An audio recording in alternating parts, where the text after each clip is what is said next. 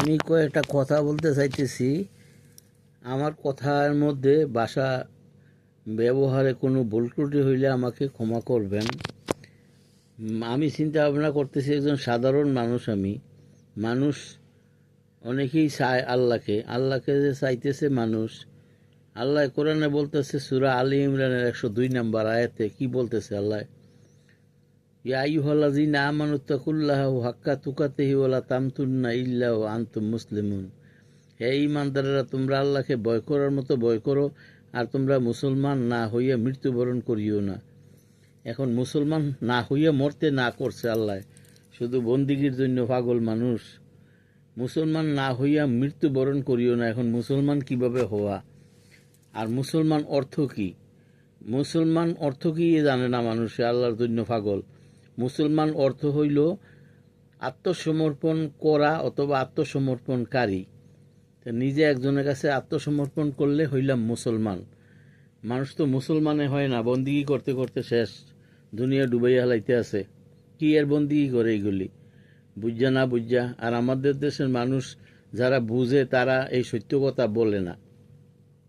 কোরআনের সূরা কাফের 17 নম্বর আয়াতের মধ্যে বলছে, বিসমিল্লাহ বলছে, মাইয়াহদিল্লাহু ফাহুয়াল মুহতাদি ওয়া মাইয়ুদুলিল ফালাং তাজিদালাহু ওলিয়াম মুর্শিদা।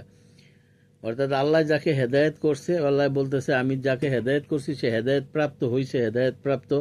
আর যারা আমি গুমরা করে রাখছি, পথভ্রষ্ট করে রাখছি, সে তার নিজের জন্য কোনো একজন পথ প্রদর্শক পাইবে না। অর্থাৎ আল্লাহ রাস্তা দেখাইরিমা একজন পথ প্রদর্শক একজন পাইবে না। তো যদি আল্লাহর একজন পথ প্রদর্শক না পাইলাম, আমি কি হইলাম? আমি তো গুমরা হইয়া রইলাম। আল্লাহ কোরআনে বলতেছে, যারে আমি পথ ভ্রষ্ট করছি, গুমরা করে রাখছি, সে কোনোদিন একজন পথ প্রদর্শক পাইবে না। এখন গভীরভাবে চিন্তা করার দরকার। এখন আল্লাহওয়ালা ব্যক্তি না পাইলে, পথ প্রদর্শক না পাইলে, তা আমার বন্দিগি কোথায় যাইতেছে? এই বন্দিগি যত ফাও হইতেছে আমার। সূরা তওবার 111 নম্বর আয়াতে আল্লাহ কি বলতেছে? ওইখানে আল্লাহ বলতেছে, আমি মুমিনের জান এবং মাল ক্রয় করিয়াছি। তো কিভাবে কিনছো আল্লাহ? তুমি মুমিনের জানমাল কিভাবে কিনলা? কয় আমি ক্রয় করিয়াছি যে মরলে তাকে আমি জান্নাত দিব, এই বিনিময়ে মুমিনের জান এবং মাল ক্রয় করিয়াছে। আর এখন মানুষ বলতেছে না, আর আল্লাহওয়ালা ব্যক্তি ধরা যাইব না। আল্লাহওয়ালা ব্যক্তি না ধরলে তো সে মুসলমানই হইতেছে না, মুসলমানই দিয়ে হইতেছে না। এখন চিন্তার ব্যাপার। আল্লাহ কয় মুসলমান না হইয়া মৃত্যুবরণ করিও না। তো মুসলমান হইতে গেলে অবশ্যই আল্লাহর কলেমা গ্রহণ করতে হইব একজন আল্লাহওয়ালা ব্যক্তির কাছে। আল্লাহ আবার সূরা ফাতার 10 নম্বর আয়াতে কইছে, ইন্নাল্লাহ জিনা ইউ বায়ুনাকা ইন্নামা ইউ বায়ুনাল্লাহ ইয়াদুল্লাহি ফাউকা আইদিহিম।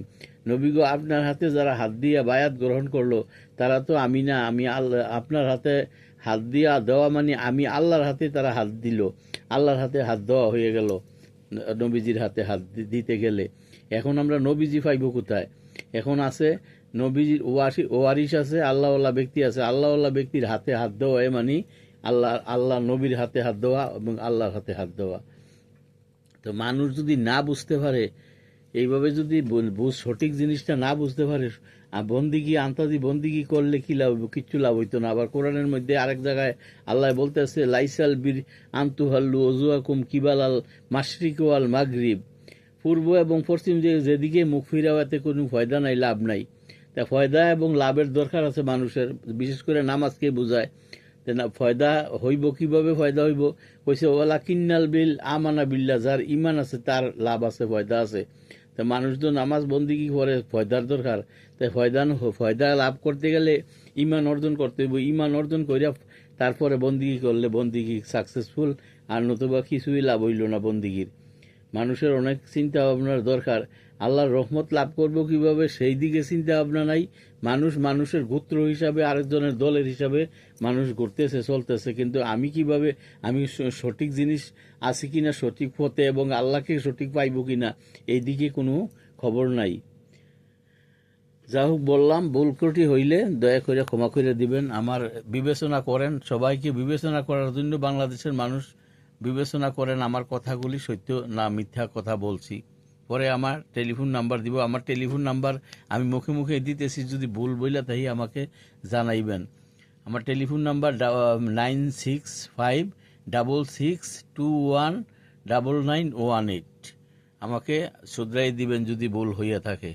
ওকে, খোদা হাফেজ, আসসালামু আলাইকুম।